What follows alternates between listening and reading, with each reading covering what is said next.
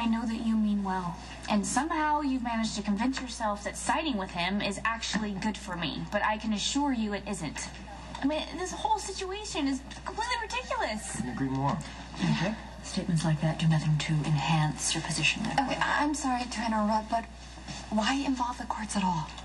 The last thing either of you want is a long, drawn-out custody battle. Take it from somebody who's been there. It's not going to do anybody any good, least of all that baby. If Patrick wishes to withdraw the petition, all he has to do is ask. I know you're trying to convince Robin that you want to be a good father, but taking her to court is only going to make her dig her heels in even deeper. What choice do I have? I've told Robin every way that I can that I want to be a part of our child's life, and she doesn't seem to hear me. I think you're just going to have to give her time. Elizabeth, my back is against the wall. In a few months, she's going to give birth. Now, if I want to be a part of our kid's childhood, then family court's the only option.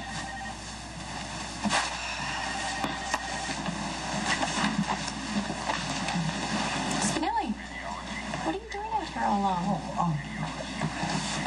Jackal has just undergone a battery of, well, no doubt beneficial if somewhat disconcerting tests to measure his optimum health and wellness, and while being returned to the confines of my regrettably plain room, the pleasant pusher was called away. So rather than incurring the wrath of the administrative staff by violating hospital policy and wheeling myself back on my own, the Jackal has decided to remain patiently here and wait for the return of the orderly one. I'll take you to your room. Oh, well, that would be lovely, and would give the Jackal a chance to explain the true meaning of our previous conversation. See, while the Jackal is most certain that Spinelli clearly harbors feelings for Stone Cold, If you say one more word about Jason and Claudia Zakara, I'll sedate you. You know me, Jason. Stranded again? The Jackal has been given a clean bill of health and is awaiting his ride back to Casa de Stone Cold. Oh, I'm glad you're feeling better. The Jackal is likewise relieved, though he is still troubled that he may have distressed fair Elizabeth with his musings about Spinelli's feelings for Stone Cold. It's okay, Spinelli. Well, the Jackal feels compelled to explain, even at the risk of involuntary sedation. Look, Stone Cold has never shown even the slightest interest or reciprocal feelings for the Daughter of Darkness. Indeed, the Master does not seem to trust or even like her at all. A fact that Spinelli is well aware of, yet strangely unfazed by. The Jackal would almost go so far as to say they are antagonists, save for the fact that they proved themselves capable of working in harmony when I was felled by the dreaded Asian ague. And, you know, after being on the receiving end of her most mindful ministrations, the Jackal must admit that Cal's Claudia is not actually all that bad, and even... No. Stop.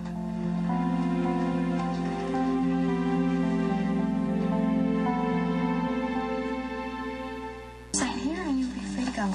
I'll call you an orderly to wheel you out. I can do it.